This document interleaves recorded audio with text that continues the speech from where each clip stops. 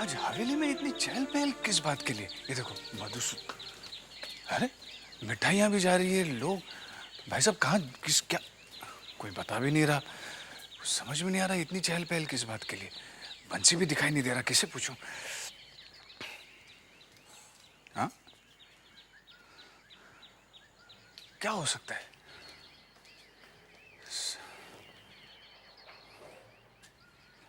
अरे बंसी कहाँ थे तुम? आज हवेली में ऐसी क्या खास बात है? आज खदान का भुगतान हो रहा है। इसीलिए इतने लोग आए हुए हैं। साले साहब, खदान का मामला भी तो बहुत रुपयों का है। वैसे तुम कहाँ थे इतनी देर तक? कब से ढूंढ रहा हूं मैं तुम्हें। अपनी नौकरी बजा रहा था। मतलब? शराब? छोटी बहू के लिए? और किसके लिए साले साहब? अब तो सवेरे नींद से उठती है और शराब पीना शुरू कर देती है। पता नहीं किन पापों का सजा भुगत रही है छोटी बहू रानी। मगर साले साहब, अगर यही रवैया रहा ना तो आप देख रहे, छोटी बहू रानी बहुत ज्यादा दिन नहीं जी पाएगी, प्राण छोड़ देगी। ऐसा क्यों कह रहे बंसी? ऐसा मैं नहीं कह रहा हूँ साले साहब, दिल जलता है, दिल जलता है, जुबान से ऐसी बातें निकल पड़ती है। एक आप है जिनकी बात छोटी बहू रानी थोड़ी बहुत मान लेती थी, लेकिन आप भी चले जा रहे हैं। क्या करेंगे आप भी? कितना दिन हम लोगों का साथ देंगे आप? आपको भी तो जाना है। ठीक है साले साहब, चलता हूं। सवेरे से इस जहर की खातिर तड़प रही है, तड़प रही है। चलो साले साहब।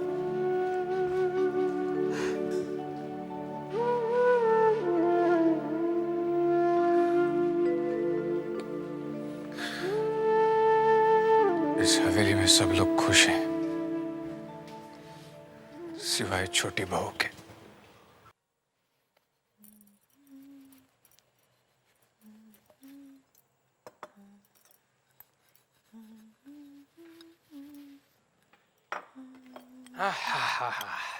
घूम आए?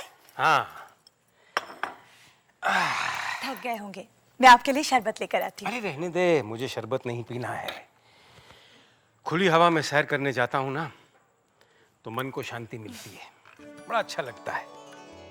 लोग मिलते हैं, बातचीत हो जाती है। तू भी आया कर मेरे साथ, सारा दिन घर में बंद पड़ी रहती है। मैं आपके साथ चलूंगी तो घर का ये सब काम कौन करेगा? ठीक है तो कर काम। काम काम काम, बिल्कुल अपनी माँ पर गई है। अरे पता है कौन मिला? कौन? वो घोष बाबू। कौन घोष बाबू? आपका वो पुराना दोस्त? हाँ वही। कैसे है वो? अच्छे हैं। वो जानती है क्या कह रहे थे? क्या? कह रहे थे कि वो जल्द से जल्द भूतनाथ बाबू को ढाका भेजने वाले हैं।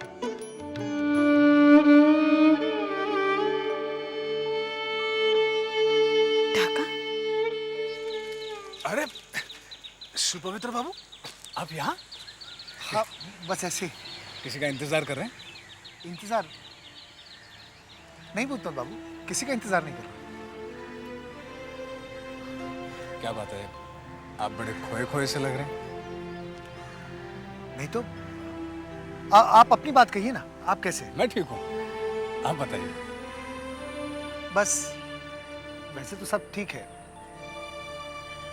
आपने तो सुना ही होगा कि जबा ने शादी की तारीख आगे बढ़ा दी। हाँ, अब पता नहीं शादी होगी भी या नहीं। ये आप क्या कह रहे हैं सुपवित्र बाबू? शादी ब्याह के रिश्ते क्या इतनी आसानी से टूटते हैं? भूतनाथ बाबू, अगर कोई तोड़ना चाहे तो क्या आसान और क्या मुश्किल। ये आप क्या कह रहे हैं? शादी सिर्फ आगे बढ़ी है, टूटी थोड़ी ना है।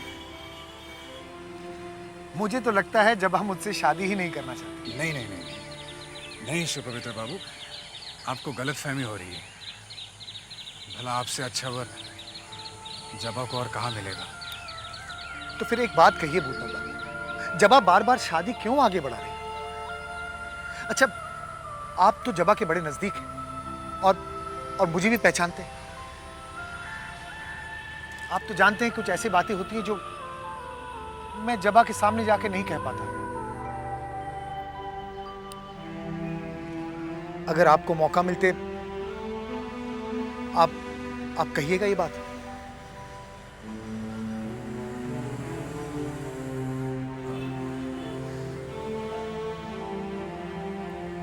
ठीक है, मैं आपके लिए जबा से बात करूंगा। भगवान करे वो आपकी बात मान ले। लेकिन मुझे बताइएगा जरूर कि क्या बात हुई। बताऊंगा। चलो ना। नमस्ते। नमस्ते।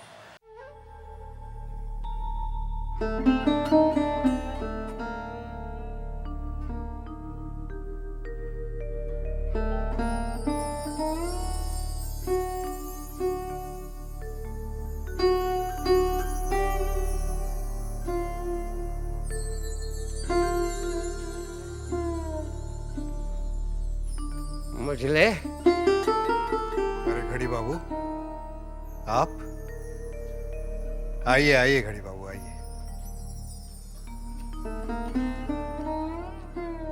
मझले, तुमसे कुछ कहना है। क्या कहना है घड़ी बाबू? आपकी घड़ियां सही वक्त बता रही हैं तो? नहीं मझले, बचपन से जवानी और जवानी से बुढ़ापा, मैंने इस हवेली में सब कुछ देखा है, सब कुछ अच्छा ही देखा है, मगर बुरा अभी कुछ नहीं देखने चाहता। आप क्या कहना चाहते हैं घड़ी बाबू? मेरी कुछ समझ में नहीं आ रहा। तुम्हारा आसपास सब कोई मतलबी, उनमें खास है विधु सरकार, सब कोई तुम्हारा बुरा चाहते हैं। ये खदान नहीं, मुसीबत है, मुसीबत। इनसे होशियार हो जाओ। आप अपना काम कीजिए घड़ी बाबू। आप समझ रहे हैं ना मैं क्या कह रहा हूं? अपना काम कीजिए। मैं तो समझ गया।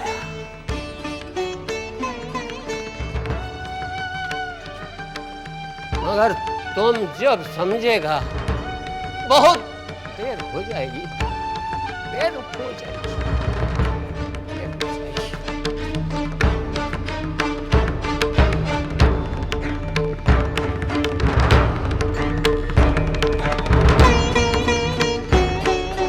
पीछे की तरफ ले जाओ, जाओ जल्दी जाओ। हाँ चलो भैया, दोनों हाथ लगाओ, चलो जल्दी जल्दी दोनों हाथ लगाओ। और सुनिए, आप कुएं के पास जाइए। अरे भूत, बहुत देर कर दिया ना। हाँ त्रिवेदी जी। सुनिए, छोड़िए ये बातें, जाइए घोष बाबू से मिल लीजिए, सवेरे से ढूंढ रहा है, वो देखिए। नमस्ते घोष बाबू। हाँ भूतनाथ, तुम्हें याद है वो ढाका का जो काम कानूनी कार्रवाई का वजह से रुका हुआ था, वो अभी शुरू होने वाला है। तो तुम्हें कल ही ढाका के लिए रवाना होना पड़ेगा। क्या? कल ही? इसका मतलब तू मुझे छोड़कर चला जाएगा? क्या बात है? कुछ परेशानी है क्या?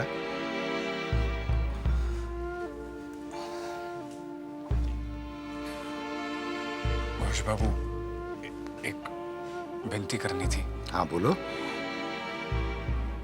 कल तक मेरे सर पर इतनी जिम्मेदारियां नहीं थी, आज कुछ बढ़ गई है। अगर उन जिम्मेदारियों से मैं मुंह मोड़ लेता हूं तो मेरी आत्मा पर हमेशा एक बोझ रहेगा, और आत्मा पर बोझ रहने से ना तो मैं काम ढंग से कर पाऊंगा और ना ही चैन से रह पाऊंगा। मतलब तुम ढाका नहीं जाने चाहते हो?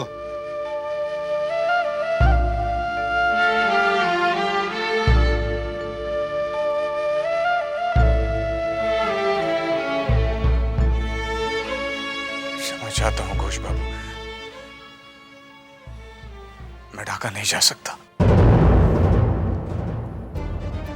इस वक्त तुम अपनी किस्मत पे ठोकर मार रहे हो। फिलहाल तो किस्मत मुझे ठोकरें मार रही है। तुम जानते हो तुम्हारे ये फैसले की वजह से मुझे कितना नुकसान हो सकता है। खुश बाबू अब व्यवसायी हैं, नुकसान नहीं होने देंगे। लेकिन अगर मैं चला गया तो मेरा कितना नुकसान होगा इसका अंदाजा सिर्फ मुझे। नौकरी चली जा सकती है।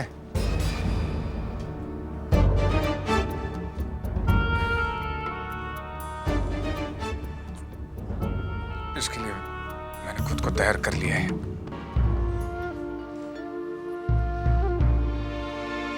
ठीक है, आज के बाद तुम्हें यहां आने की कोई जरूरत नहीं है, तुम जा सकते हो।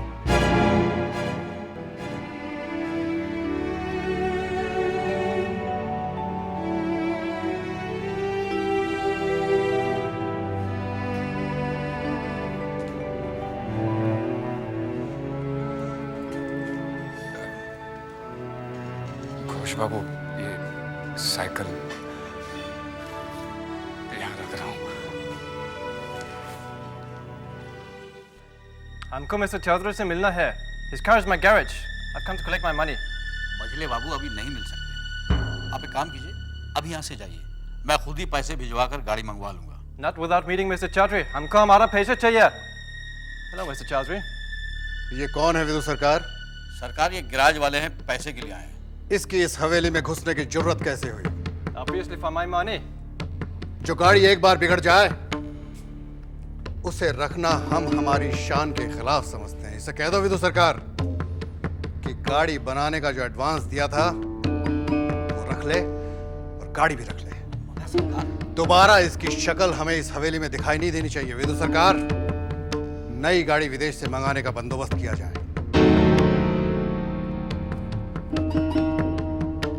क्या बोलते हैं मिस्टर चौधरी? हमको हमारा पैसा चाहिए।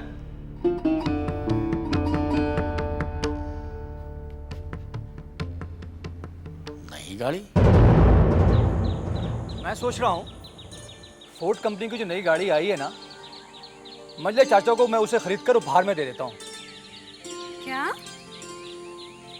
कहाँ से खरीदेंगे आप ये गाड़ी? आप बहुत अच्छी तरह जानते हैं नई गाड़ी खरीदना अब नामुमकिन है। अरे मजले चाचा ने ना अपनी इज्जत रखने के लिए सब लोगों के सामने ऐसा बोल दिया है। अब बोल दिया है तो कुछ ना कुछ तो करना ही पड़ेगा। आपको मालूम है जब मजले चाचा का हवा गाड़ी चला गया था तब मुझे कितना दुख पहुंचा था, कितना प्यार से मजले चाचा ने। तुम ठीक कहती हो। मजले चाचा ने अपने आप को मेरी वजह से परेशानी में डाल दिया। लेकिन देखना चारू, एक बार हमारा कारोबार चल जाए ना तो फिर मैं नई गाड़ी खुद खरीद कर मजले चाचा को उपहार में दूंगा। ये तो बहुत अच्छा है, लेकिन आप अरे हाँ, पिताजी ने हमको एक गाड़ी दी थी, वो गाड़ी तो अभी भी खड़ी है। मैं सोच रही हूँ कि वो गाड़ी अब मजले चाचा को बोलकर। पागल हो गई हो? मरवाओगी मुझे? जूता मारेंगे, जूता। देखो चारू, मैं तुम्हारे जज्बात समझता हूँ। मजले चाचा तुम्हारे पिताजी को नीचा नहीं दिखाना चाहते हैं। अरे मगर बड़ी आन शान वाले हैं वो, कभी नहीं मानेंगे। लेकिन हाँ, मेरे घर वालों के लिए तुम्हारे दिल में जो प्यार है, मुझे वो जानकर बहुत खुशी हुई है आज। एक पति के घर में ही तो पत्नी का घर है।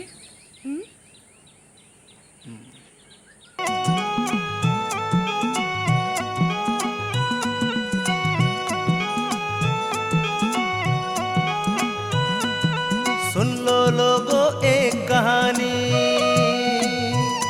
है, ये कहानी बहुत पुरानी।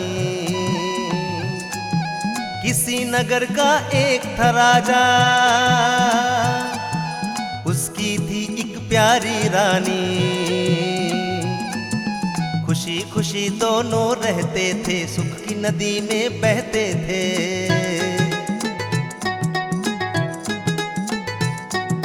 राजा था वो ताकत वाला, वीर जवान हिम्मत वाला।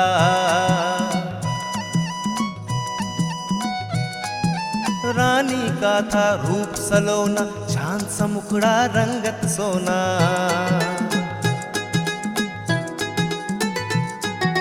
रानी को वैसे हर सुख था, लेकिन उसको एक ही दुख था। राजा जब दरबार में जाए,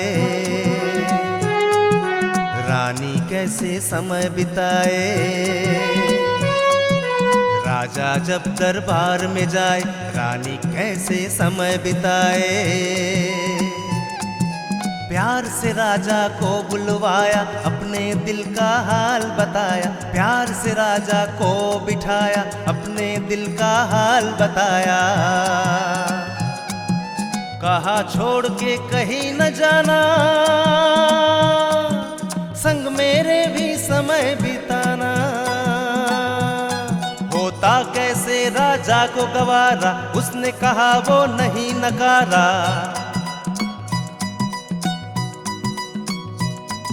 रह गई रानी अकेली, अनसुलझी सी कोई पहेली। रह गई रानी अकेली, अनसुलझी सी कोई पहेली।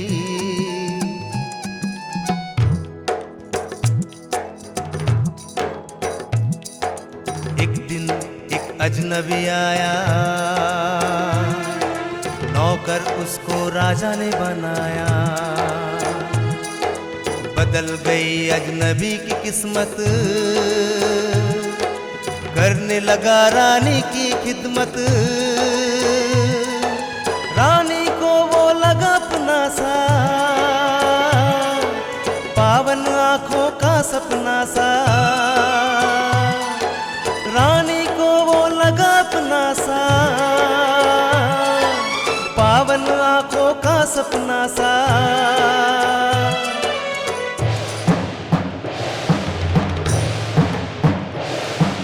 राजा को जब हुई खबर,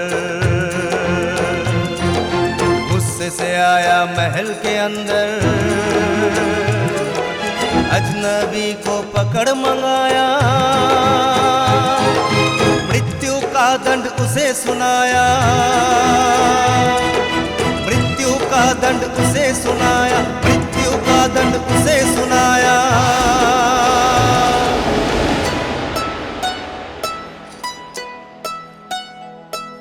रानी रोई फूट फूट कर, मांगी दया अजनबी का होकर। राजा का गुस्सा और भी भड़का, बिजली की तरह जोर से कड़का। इसे नहीं जिंदा छोड़ूंगा, गर्दन इसकी अलग करूंगा।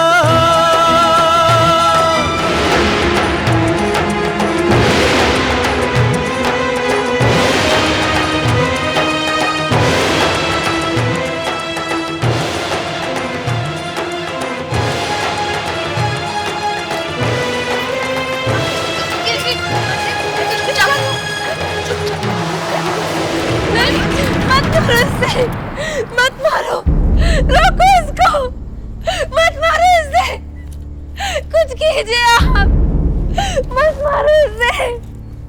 नहीं, ये क्या तमाशा हो रहा है? नहीं, मत मारो इसे, मैं इसे नहीं मरने दूंगी। मैं पूछ रहा हूँ ये क्या हो रहा है?